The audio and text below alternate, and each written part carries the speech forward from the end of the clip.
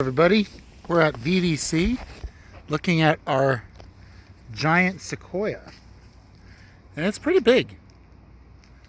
It's about 3 stories high. We're in the native garden here at VVC. Here's our big guy there. You can see, pretty tall.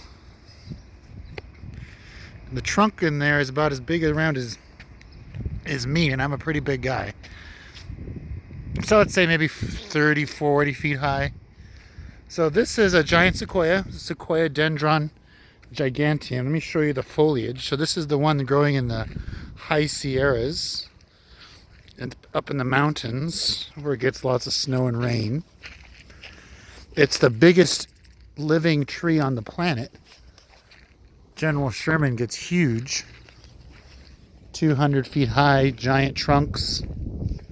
You know, the giant trees, a lot of them were logged. They're native to small groves, usually a couple hundred trees or much less, in the high Sierra and mountains, between about 4,000, 8,000 feet.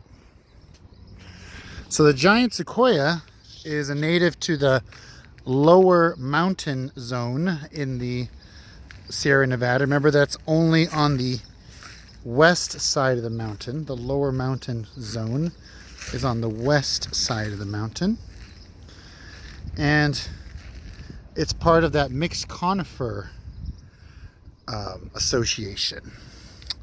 So not an edible plant nor medicinal. It does have wildlife value as a huge tree. Of course, you can imagine all the birds and animals and things that would live in a tree of that nature.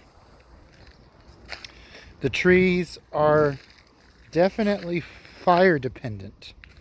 They reproduce when the trees get burnt and the cones open and those seedlings fall to the ground, and they rely on the fire opening up the forest floor so they can survive.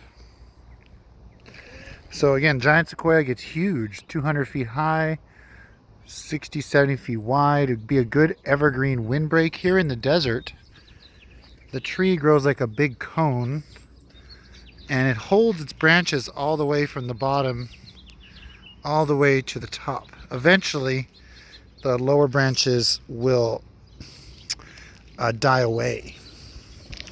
And it is actually surprisingly drought tolerant for a conifer, and does okay in the high desert, as long as you give it adequate moisture. So again, that's our giant sequoia, Seqouiadendron giganteum.